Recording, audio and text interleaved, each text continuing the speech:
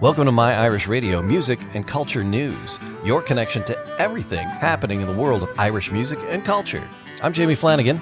Each episode will share the latest news from Ireland's vibrant music scene, from traditional and folk to rebel ballads, pub tunes, Celtic rock, and today's top Irish pop. We'll also bring you updates on festivals, cultural events, and people keeping Irish heritage alive around the world. And remember, My Irish Radio is more than just a station. It's your community, your soundtrack, your voice. You can listen 24/7 at myirishradio.com and through the links in the podcast description below. Here's the best part. You can be part of it. Host your very own show on My Irish Radio. Choose your playlist, share your stories, make My Irish Radio your Irish Radio. Let's get into what's happening this week in Irish music and culture. Today, we're jumping into something really fascinating. And a bit contradictory, I think. Yeah, exactly.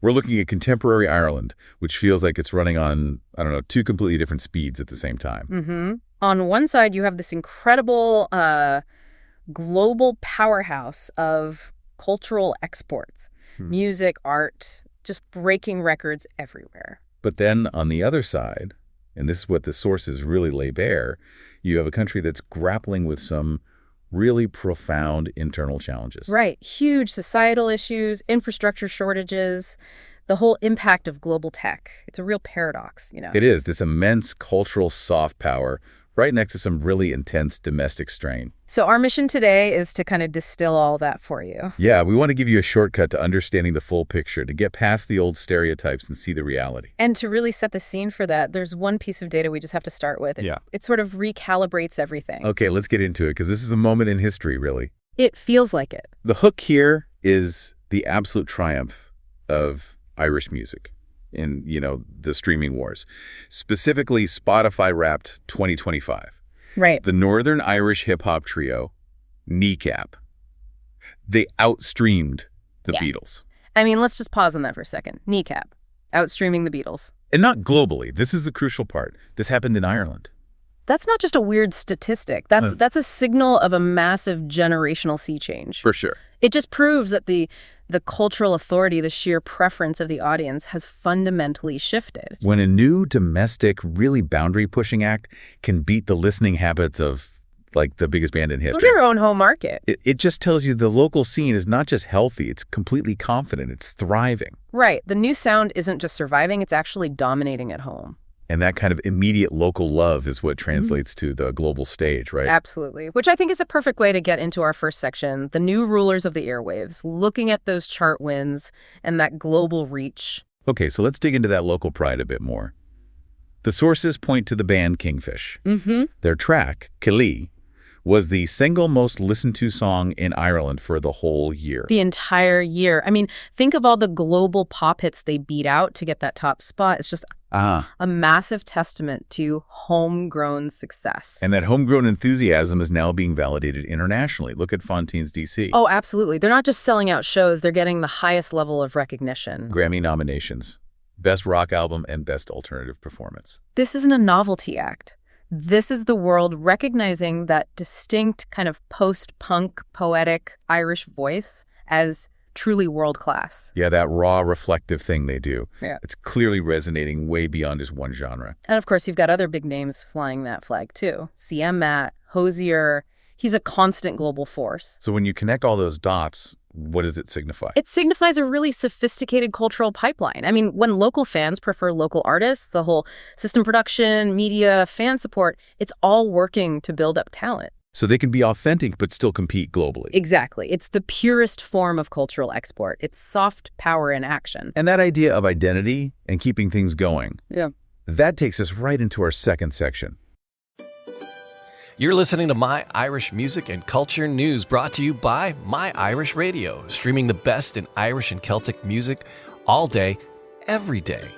From classic jigs and reels to the latest Irish rock and pub favorites, we celebrate the sound of Ireland worldwide.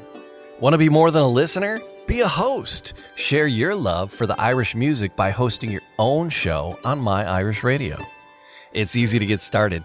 Just send us an email, myirishradio@gmail.com. Don't forget, you can listen 24/7 at myirishradio.com. Make My Irish Radio your Irish radio. New voices and enduring legacies. Yeah, because what makes this whole moment so strong is that it's not just about the new. It's balancing the fresh sounds with a real respect for history. You need both, don't you? You have to have both. The new voices push things forward, but the heritage, that's what anchors the whole scene. And there's so much new material. It's not just one genre. We saw Dove Ellis drop their debut album, Blizzard. A great new voice in the indie scene. Then you have Kampala, the band from Dublin and Kildare, with their new single, Our Lives in the In-Between. And I love the collaborations, too. Like the producer Spritz working with Jazzy on Can't Deny It. It shows how fluid the scene is. But it's not all modern pop in production, is it? Not at all. And this is what I find fascinating. The traditional roots are still so alive. You have a group like Alfie. Right, they did that new take on the old song, Jack of Diamonds. Exactly. It proves that folk music isn't a museum piece. It's living, breathing source material for artists right now. And we should give a quick shout out to some of the other new sounds mentioned in the sources. Danzino, Todd Kessler, The Five Technique. Yeah, with David Holmes, a legend. But let's talk about the other side of that coin. The tributes, the milestones, the things that give all this new energy its historical weight. Recognizing the giants of the past is just, it's so important. And we see a really concrete example of that with the planned statue for the guitarist Gary Moore in Belfast. A huge investment in celebrating an icon. It is. And then you see this incredible resilience in the milestones. I was really struck by the news about Aslan. Continuing on after the passing of their frontman, Christy Dignam. It's unbelievable bringing in Lee Tompkins as their new singer for their first tour. Yep. It's not just about being resilient. It's a promise to the community, that the music they built together will continue. The power of the music itself. Right. And then you still have groups like the Celtic Tenors doing their holiday shows. That enduring, accessible artistry that keeps tradition right there in the mainstream. Okay, let's pivot now. Because as golden as the music scene is, the second half of our source material dives into some much more complex, much more challenging issues. Yeah, this is where we get into Section 3, cultural crossroads. Identity, heritage, and these big international stances. And we have to start with the story that's been getting the most international media attention lately. This is where Ireland's cultural position gets very political, very fast. That's right, the Eurovision controversy. So the sources report, and we're just reporting what they say, that Arte announced Ireland might boycott Eurovision 2026. A potential boycott. Potential boycott, yes, if Israel participates. And the reason they give is the humanitarian situation in Gaza. And that raises this huge question, doesn't it, about the role of public broadcasters and cultural bodies in taking these very political stances on a global stage. It does. It's so critical to remember this is a reported potential action. It's not a done deal. But just the fact it's on the table shows how cultural platforms are being used for geopolitical statements now. It's a huge trend. And it shows how quickly a decision about a song contest can become this major international flashpoint. Defining Ireland's stance on the world stage. But let's look at something completely different. A really positive, really local heritage win that's such a contrast to that global friction. Absolutely. Because while all that debate is happening, the work of preserving deep local history just keeps going. You're talking about Gracehill. Yes. The news that Gracehill, this amazing Moravian village in Antrim, got UNESCO World Heritage status, that is a huge deal. So for anyone who doesn't know, what does that status actually mean for a place like Gracehill? It's the ultimate stamp of validation. It means its preservation of that unique, planned 18th century settlement meets the highest standards in the world. Yeah. It guarantees protection. It can bring in tourism funding. It really puts a spotlight on Ireland's historic sites. It's a quiet victory, but a really profound one. And it's not just about physical buildings, is it? They're also signs of a renewed focus on cultural identity inside the country. Yes, the sources mention rising hopes for an Irish language revival after Catherine Connolly took office. So a renewed focus on linguistic heritage. Exactly. You see a culture that's trying to assert its identity in all these different ways, proactively and controversially on the world stage, and then very deeply at home through preservation and language. It's a culture that's actively defining its place in the world. Let's bring that focus back to popular culture for a minute, because it's not just the music getting global attention. Irish stories are really taking off. Yeah, which is a perfect lead-in to Section 4, storytelling, society, and the structural realities. But we have to talk about the domestic challenges. Right. But first, the stories. The buzz is a sign that people want these nuanced narratives from Ireland. The documentary buzz is so strong. There's a film about an Irish laborer who was buried alive for 61 days. An incredible survival story. It's just a deeply dramatic personal story. And then there's the film coming out that's inspired by the Bad Bridget's podcast. I love that podcast. It's about the history of Irish women's crime in the U.S. Yeah. And it challenges all those sanitized, historical narratives about immigration. That's what good storytelling does. It serves as a national critique sometimes. And the arts are still humming along, too. The Cork Opera House's Aladdin pantomime, exhibitions with artists like Cecilia Vicuña and Cyrano Docherty. The engine is definitely running. Well, and this is the big but. This is the moment where we have to ground this entire conversation in reality. The reality reported in the sources. The core conflict is this.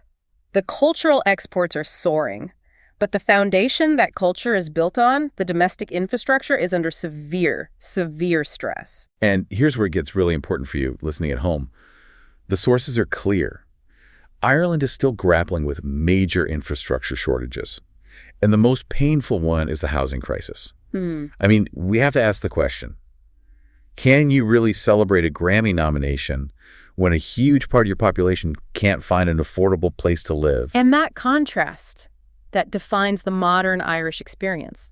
The housing crisis isn't just a lack of housing. It's a systemic failure. Driven by a lot of different factors. A really complex mix, yeah. Population growth, sure, but also the massive influx of U.S. tech giants. Which links to the next point from the sources, the growing concern about the influence of global AI and the physical presence of these huge American tech companies. Right. How does that make the housing issue worse? Well, it basically creates a two-track economy. You have Silicon Docks in Dublin, home to all these European HQs. Right. That brings in a highly paid international talent, which is great for the economy, great for tax revenue. But those high salaries put immense pressure on the housing market. Driving up prices. Driving up rent and purchase prices to a level that someone on a local median wage just cannot afford.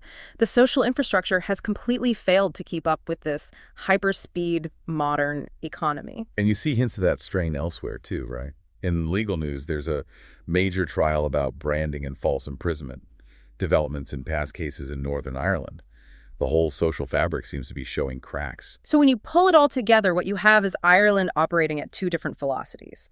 You have this hyper-successful, outward-facing cultural speed winning awards. And then you have this severely strained, overwhelmed domestic infrastructure speed that's struggling with the basics, like housing. That's it. That's the essential takeaway. For you, our listener, this is the whole picture. Irish culture is this incredible global engine. In music, in art, in film, it's setting the agenda. That success, that dynamism is happening right alongside these intense internal pressures. Infrastructure, affordability, tech disruption. Understanding what's happening there means you have to move beyond just the success stories. You have to see the triumphs and the challenges at the same time. It's an essential duality. So Irish artists and storytellers, they are generating immense cultural capital, right? This soft power on the world stage. Absolutely. But as we've talked about, that soft power, no matter how strong it is, it doesn't automatically build a new apartment block. It doesn't ease the pressure of living in Dublin. No, it doesn't. And that leads us right to our final provocative thought for you to take away from all this. Okay. Given this overwhelming global success of Irish artists, all the cultural capital they're generating, how effectively can that soft power be used by the state to fix critical domestic problems like the housing crisis? What's the real practical relationship between winning a Grammy and building a home, if there is one at all? What's the connection between soft power and hard infrastructure? Something to think about next time you hear a chart-topping Irish track. That's it for this episode of My Irish Radio, Music and Culture News. Thanks for joining us. And remember, you can hear the best in Irish and Celtic music 24 hours a day at myirishradio.com. If you ever dreamed of sharing your favorite tunes and stories, now's your chance. Become one of the hosts. Host your own show right here on My Irish Radio. Just send us an email. It's easy as that. myirishradio@gmail.com. Until next time, it's Jamie Flanagan. Keep the music playing and keep Ireland in your heart.